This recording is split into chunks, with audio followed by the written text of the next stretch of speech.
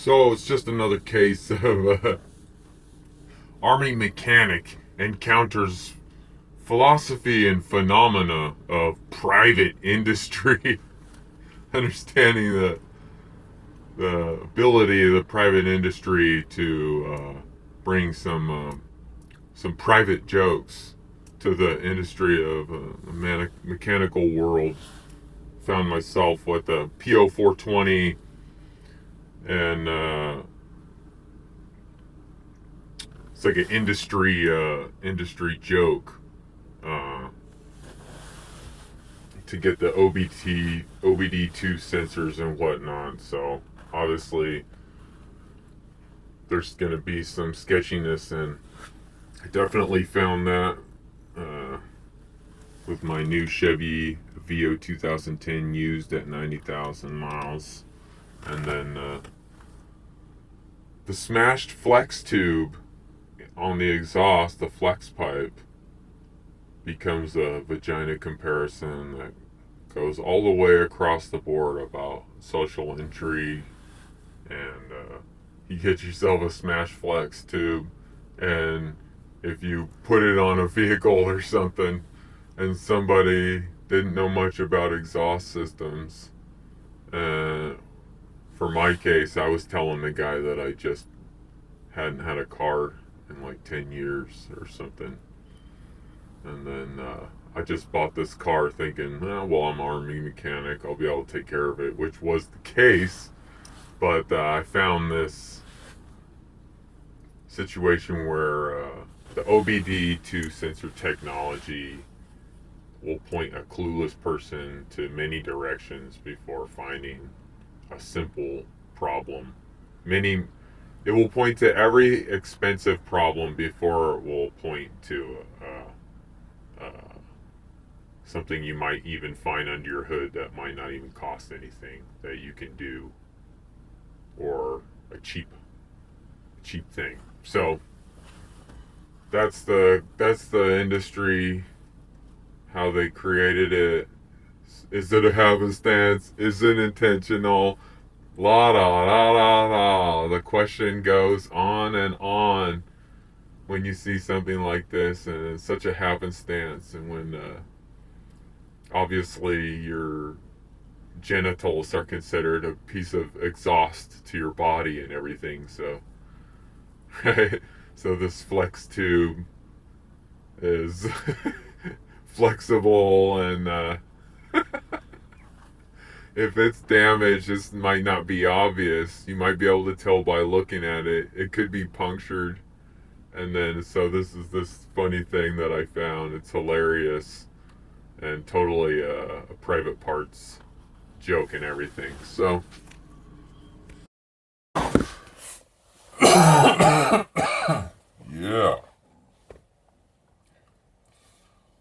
hitting the good stuff. P0420 and the unexplainable experience. Just taking another walk here. MD Waters, the existential know-it-all. And in this walk, I'm talking my little pathway, how I explored the P0420 on the car that I got recently, and how it's an insight of a mechanical social intrigue comparison I'm gonna philosophize about. But before I get into that, meandering around, skeptical, wondering, I called the Invent Help while I was in Kansas before I got back to Washington, and I was dealing with that stuff. And then I called the Invent Help because while I was in the jail in Kansas, I wanted to look up an idea that I had when I got in jail of getting a doorbell that you could customize, which is already designed invention, but I've never looked that up before I went to the jail. So I was like, oh, I wonder if anyone's made that. And then so I didn't look it up intentionally, and I called Invent Help intentionally and asked them about the Invent Help and told them the invention. And then they don't research if something's been made already or anything. They just go straight to trying to sell you into buying a patent and a $600 deal with Invent Help or something.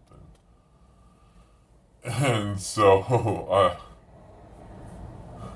they tried to call me back a couple times and rush me into a patent deal or something. And then later, like a month later, I had seen all these different customized doorbells that you could do, that you could put a SD card in and all kinds of stuff like that. So it's just there. That's a thing about the skeptical person coming up in a society where you call someplace like that and then the service is that, you know, and you think how cheap, you know, what a cheap system of junk, you know, what a piece of crap. And they can't even explain how patent laws will work with a deal like that or anything. They just try to rush you into something dumb. And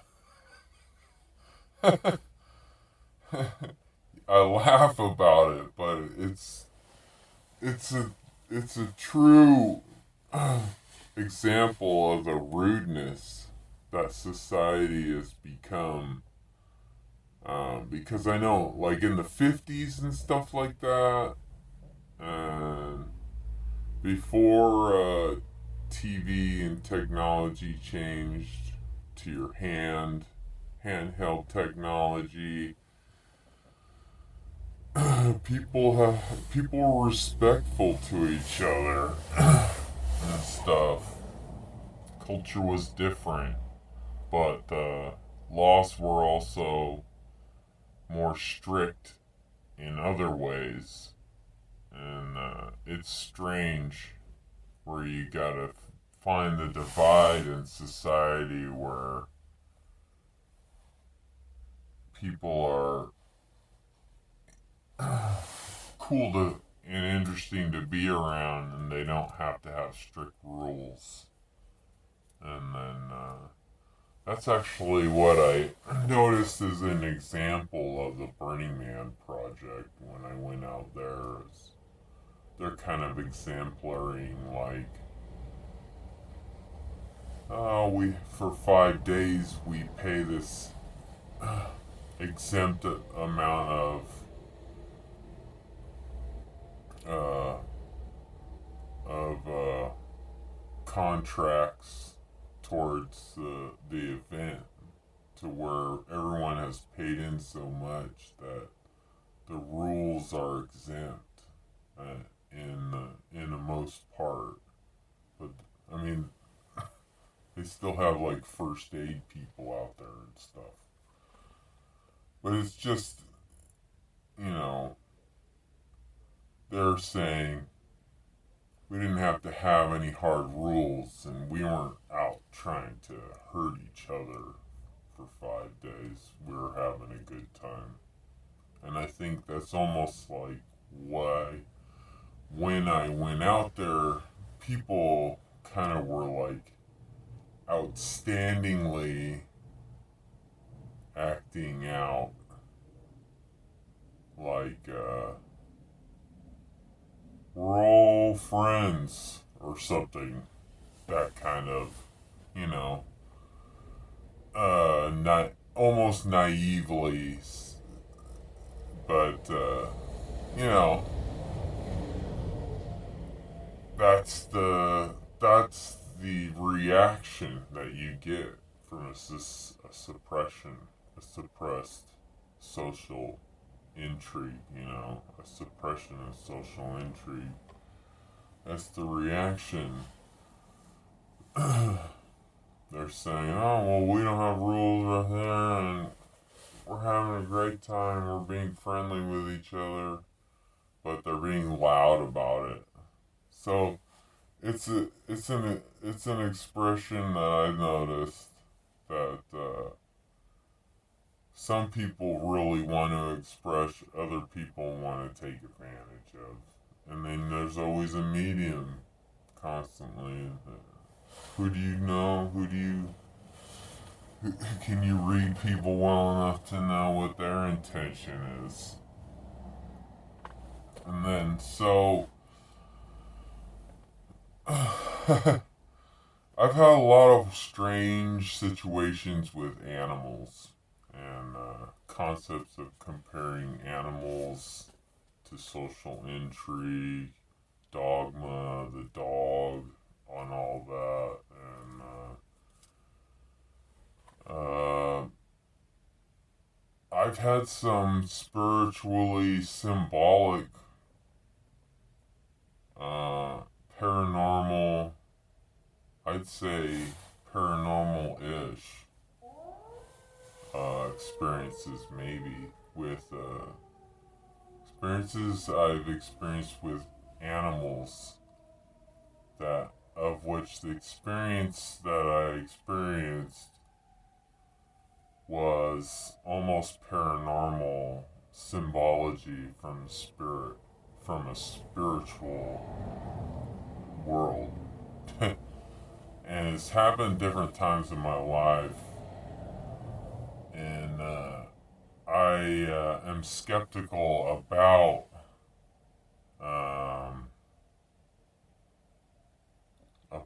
spiritual, paranormal happenstance, you know, that the spiritual world as it is couldn't be a happenstance, could only exist as a conscious swelm of spiritual sense. And so I guess I want to explain a couple of experiences that happen in succession throughout time in my life with it. And then so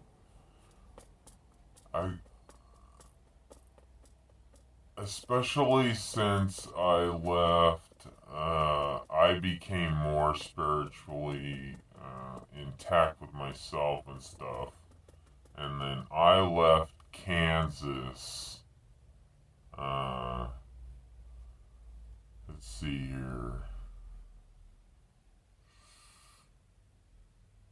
2008, I left Washington after I was in the Guard, went to Kansas briefly, and then in 2009 spring, I was hitchhiking from Kansas to Denver. And I was in Wichita when I decided downright that I was just gonna hitchhike to Denver.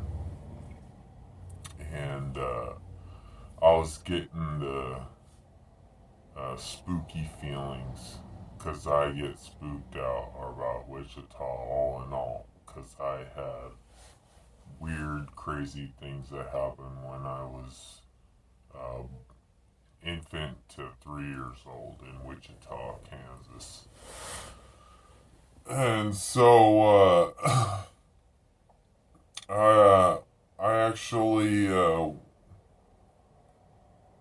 camped in the living room for like a week and a half at my cousin's, my mother's sister's daughter, and she was moving in from one apartment to another, and then I helped her move, and then but she drinks a lot. So I cut out from Kansas and from Wichita. I had made a bunch of necklaces. Had a backpack full of hemp necklaces that I strung with beads and stuff. And there was a 311 show playing at this dome concert place in Wichita. And then I decided I'm going to hit that on whenever it was like within a day's time. And then I went to that, and then I decided the next morning I'm hiking to Denver. And then so I actually totally made out of the show with some cash. Only a couple necklaces left, and I had given away a bunch and sold a bunch, and things were going somewhat good in that respect. And then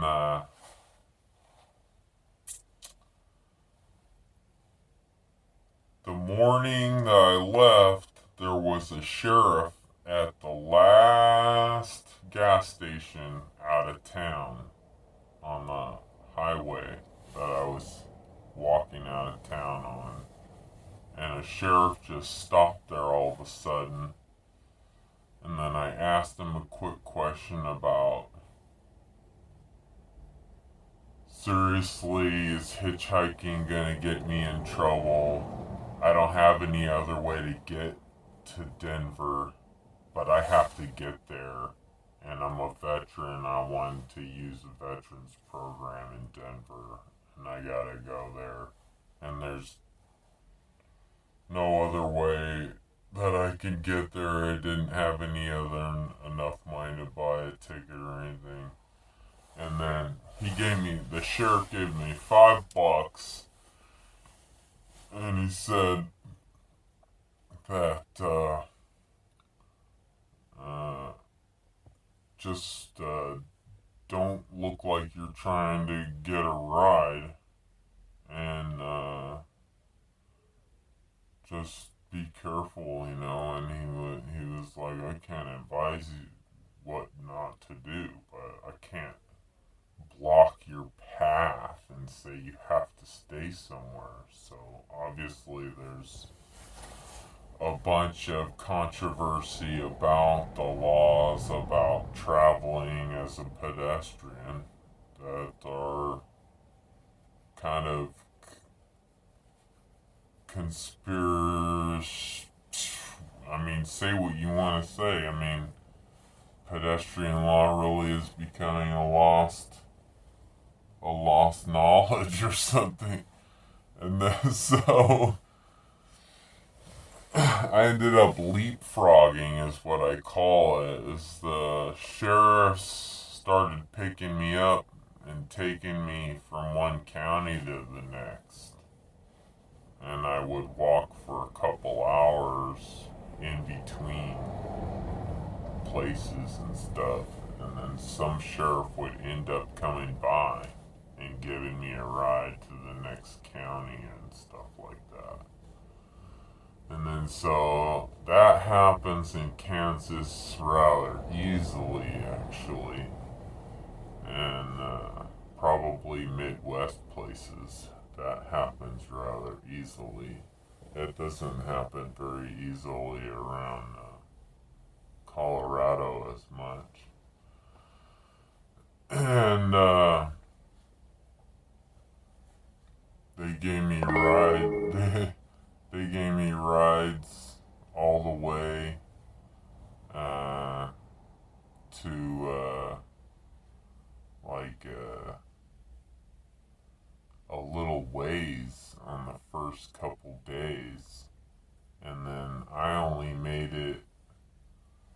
to a couple different cities, but before that, I had stopped in a city, Kingman, and then I had a couple experiences where places that I stayed along my time where I've noticed that there is a lot of autism in the Midwest, and I know it's related to alcoholism. And it's something that's another thing that people don't want, they want to shy away from talking about very much, but I know autism is from people drinking alcohol. And then see a lot of it around the Wichita area, and I've seen some pretty poor situations.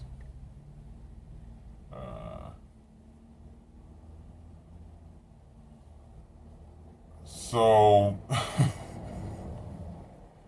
your animals, your animals, but in this sense, I become lethargically traveling, and this is what happens to you when you're kind of in a daze after first 24 hours.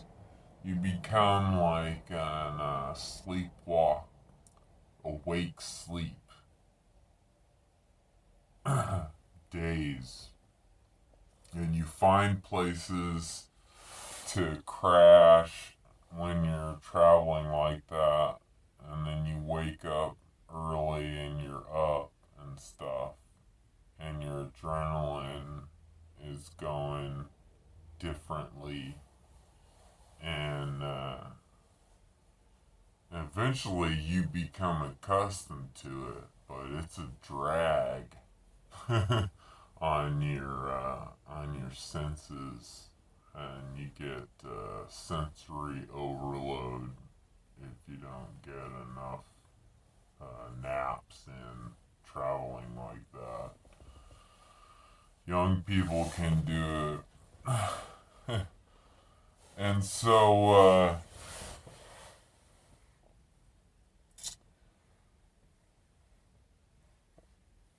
I got to a point where I'm walking through these Kansas farm field roads, highway, 2-lane highway roads, because I'm trying to avoid the freeways. And what I didn't know is if I would have walked on the freeway, I probably would have got another ride all the way to Colorado, as a matter of fact, but I didn't. And then I'm walking, and it had been like storming storms, and there's these huge freaking mud puddles on the side of the highway everywhere, and all the ditches are full of mud, like huge chocolate vats, steaming warm steam. It's like warm Midwest spring, like chocolate spring, but it smells like manure and rotten corn and and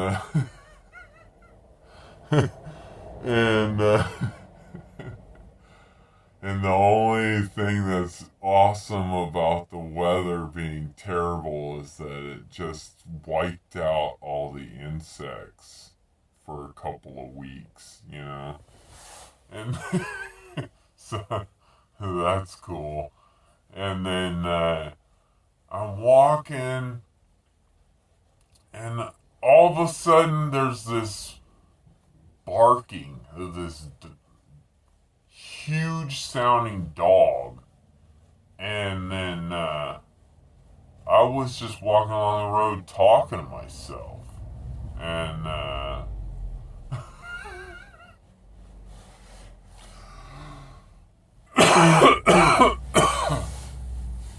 this dog is one of the hugest dogs I ever seen.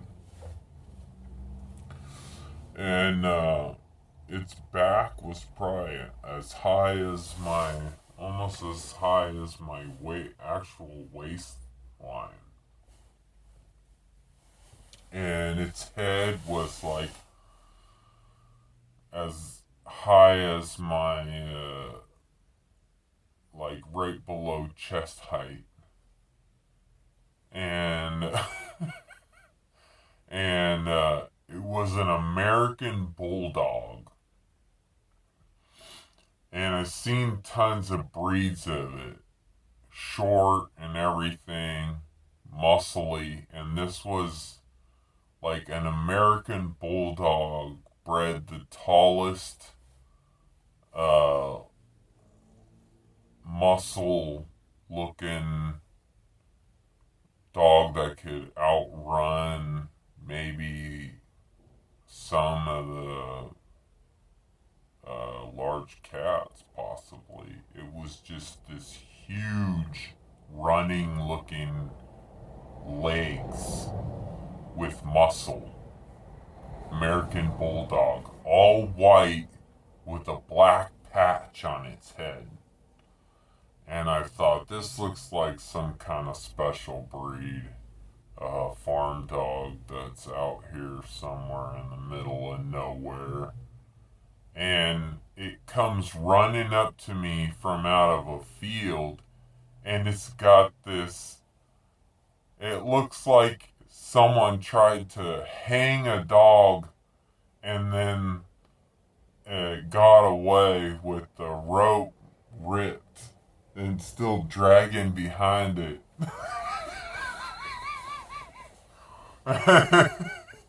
And this dog had this huge mouth with these huge teeth and is just running up to me like it knows exactly who I am or something.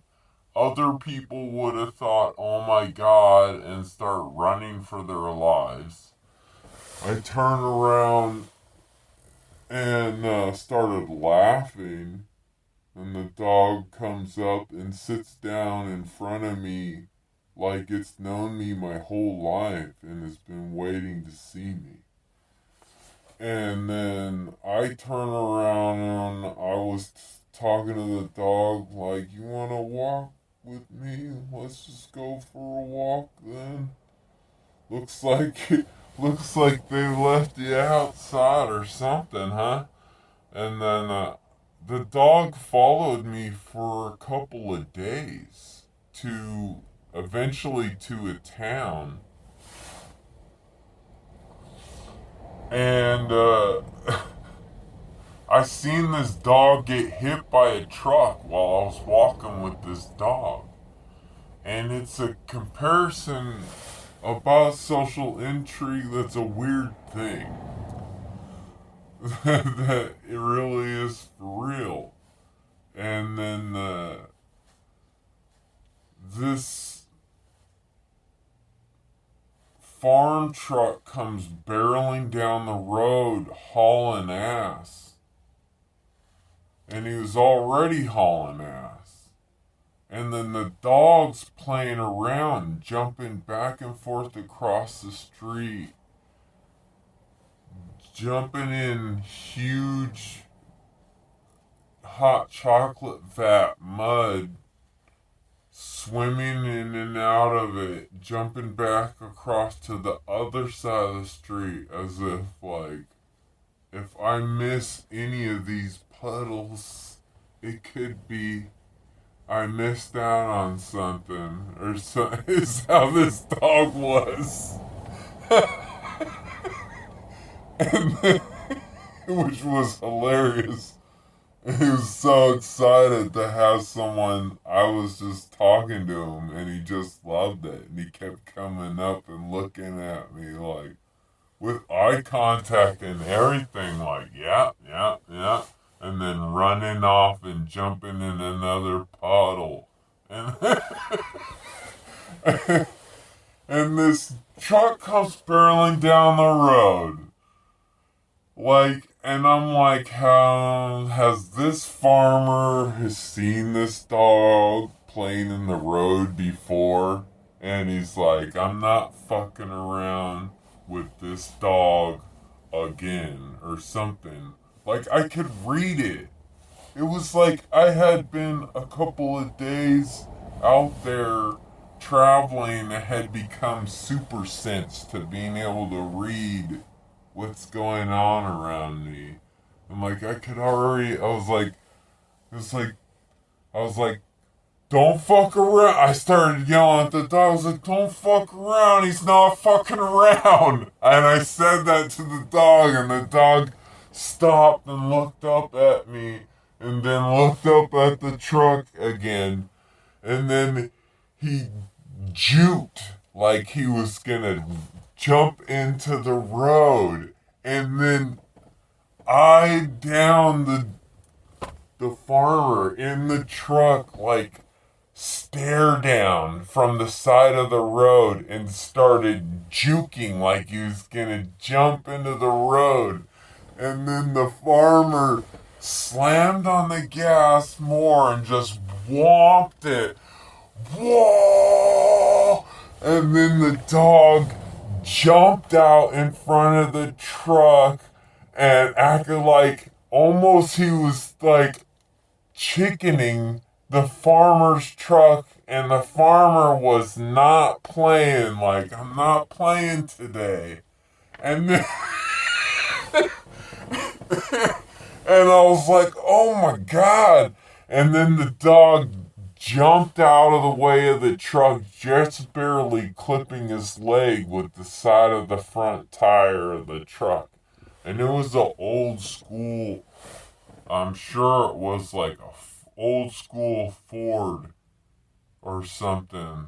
I don't know what year, but it was an old Ford truck, I think. It was a Ford or a Chevy. It was an old body style, heavy steel truck, like 2500 size. And this, I seen this dog get clipped like that, and he even got clipped on his left leg. And at the time, I had just started getting symptoms of feeling like tightness in my foot, and I had started getting like weird swellings in my ankle at that year. And the dog came right up to me, kind of like trying not to limp, and sat down in front of me again, and he was all oh, and looked around like oh, you know, like oh, that guy's a jerk or something, right? He looked at me like that guy's a jerk, you know.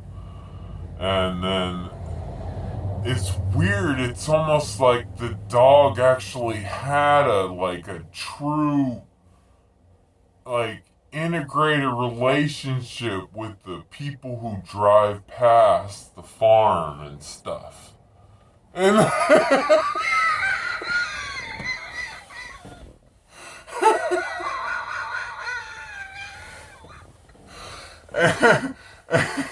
and then and then I was like, well, are you okay for real? And then I kneeled down and I was like, hold on. And I put my hand like on his foot, and I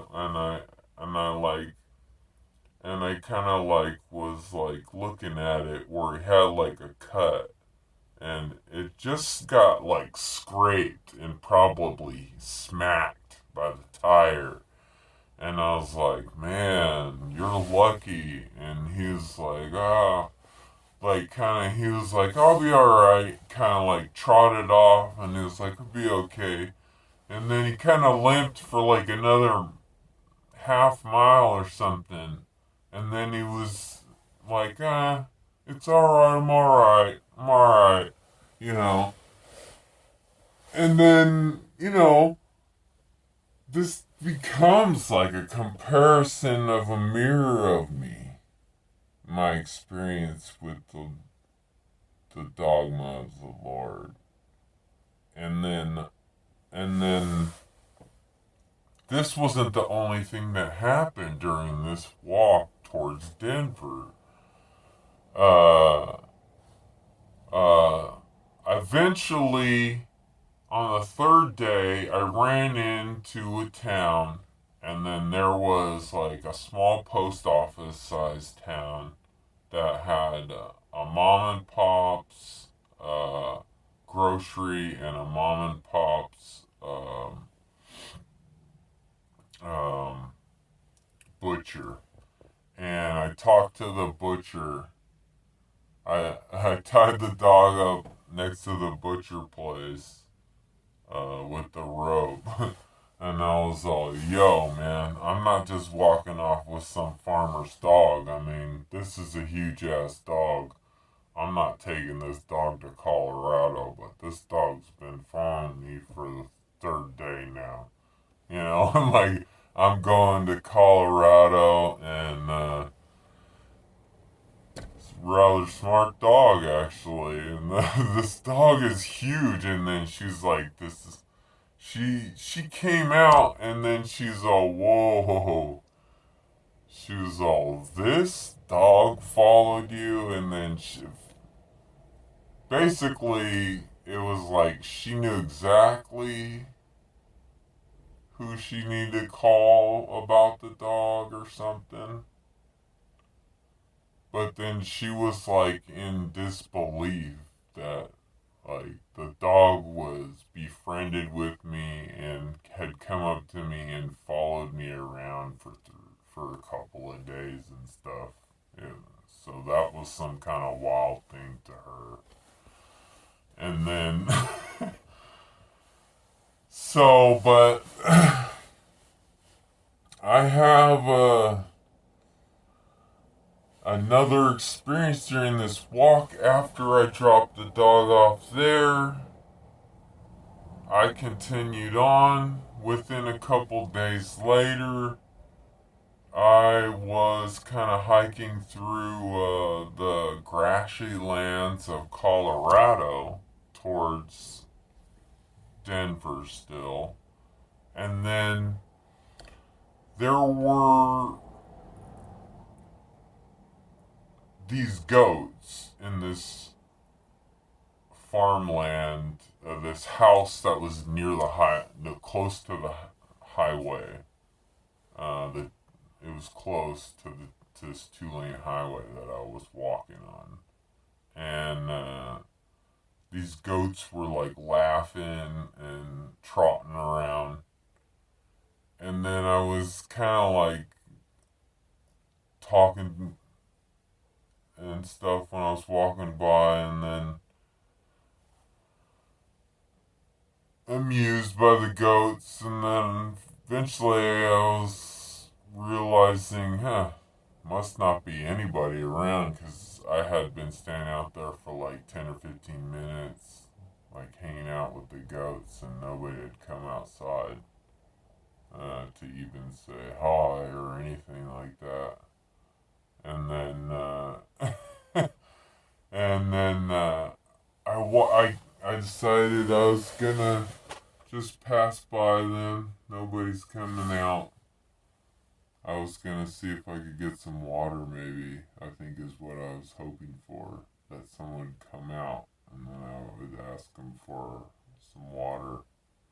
And then, as I was walking away, I seen this one goat that looked weird, in a situation or something. And I was like, what's going on over here? And then there was like this tall grass in front of the spot. And then I got over there, and then there was this small goat with like a younger one, and it had its smaller size horns stuck in the fence, like totally done, like it wasn't gonna be able to get out, and and I was pretty sure of it, and then so I talked to it for a little while and got it calmed down, and then for just, I mean, it didn't take a few moments, and then it was definitely like the steel wire fence was too strong, and I'd have to get it cut to let it get out of there. And then I just decided, knock on the door. Nobody answers. There's like a garage on the property, and the door was open to the garage. So I just walked over there and walked in the side door of the garage, and there was some different types of tools in the garage just sitting there out in the open. And then there was some tin snips that were like large ones that were, you could cut steel wire with it. And then I just grabbed those, and then I went out to the front yard and cut the little goat free from the fence. And then I still couldn't find anyone. I filled up my water bottle from the water spigot on the property, and then I kept going on my path. And then and then I mean, if it's any comparison, I've already been making comparisons that I'm the goat, you know, that I'm like the goat of social intrigue, like I'm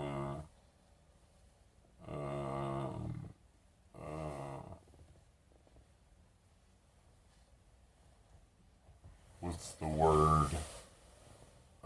Gimp, you know, a gimp of social intrigue, you know, when you become handicapped and then you're really like, you're hard up, you know, you're gimp of social intrigue. But, and then when I really come to think of it, I was like, you know, it's just this 100% of society is a gimp of social intrigue.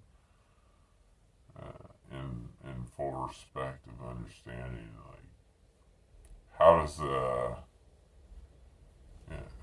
a technological society coexist and stay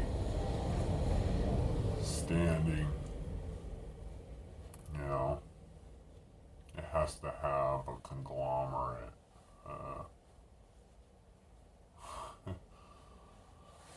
a community. So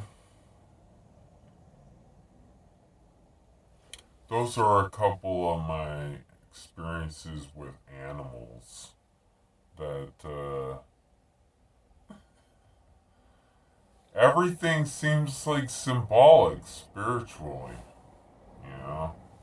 You could say a lot of things about the comparisons about things, but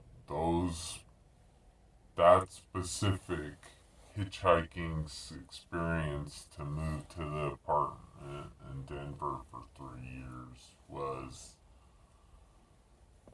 spiritually like symbolic for sure. It was, for me,